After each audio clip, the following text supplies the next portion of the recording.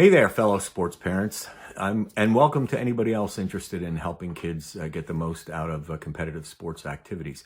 My name is Mike Brusco, and this is a start of a series of videos that I've been working on for quite some time about a subject that I'm sure we have all got a lot invested in and can get very controversial at times, and that is kids and sports and competition and being a parent in the middle of it all. Let me start with a quick observation that we've probably all made to some extent in the course of raising our kids, and that is there are a lot of screwy attitudes out in society about kids and sports and competition. And I'm not just talking about obnoxious parents or, uncoachable kids.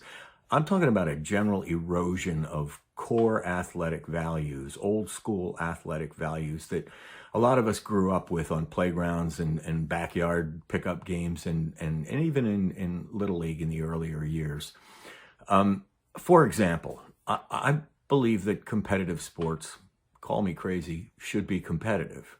I believe that starting positions and playing time should be reserved for the kids who work the hardest to fine-tune their skills and help their teams be the most competitive. I believe parents need to quit fighting their kids' battles with their coaches.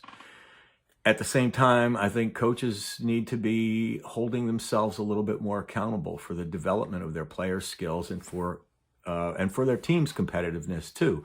I know that a lot of youth coaches are volunteers or part-time. I've been there too.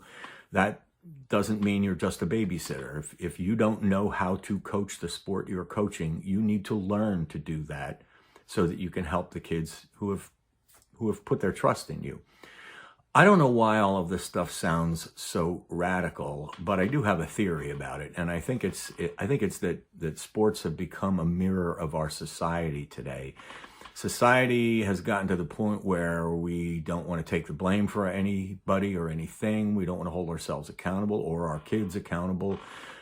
We don't want to hurt anybody's feelings. We don't want to damage anyone's self-esteem.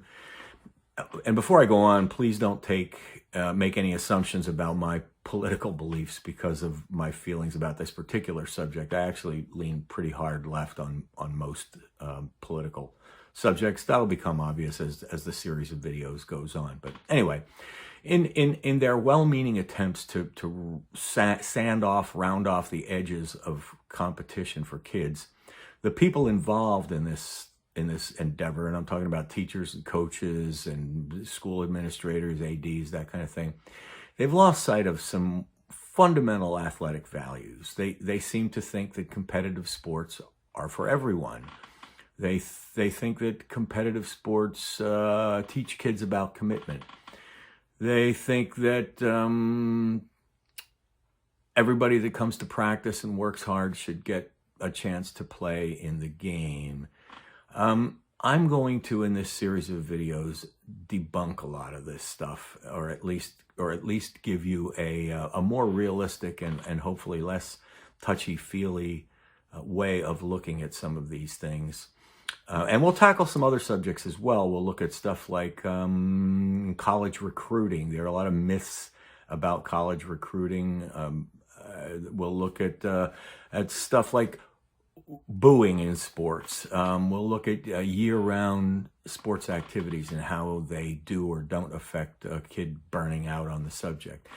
We'll also tackle some broader things like just winning and participation. What are the proper roles for these two things in a competitive sports environment? Am I an expert on this kind of thing? No, I'm not. I don't think there are any experts, but I have dealt with all of them in 40-some years as a college athlete, as a public school teacher, as a coach of various sports in both home travel and also school environments all the way up to varsity level in high school. And also as the parent of 3 student athletes myself. I had 2 daughters, both of whom played soccer and softball up well into their teens. My oldest daughter also was on the track team in high school. And my son was a multi-sport athlete in high school and was fortunate enough to earn a scholarship to play football at the Division I level. So I do come at this from a number of angles that I hope will be helpful to folks as we get through this series of videos. no matter what unfounded fear or irrational theory that I tackle in these videos, you're going to notice a couple of common themes in all of them. First of all, I believe athletic talent is as worthy of respect as any other talent, including academic talent. I believe musical talent, artistic talent, carpentry.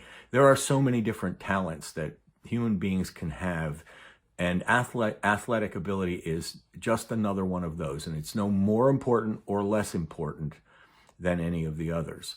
I believe that parents are starting to make far too many excuses for the success or failure of their kids in sports, instead of finding ways for the kids to get better, or finding a new level of a sports activity that's more in line with the kid's skill set, or finding a new sport altogether.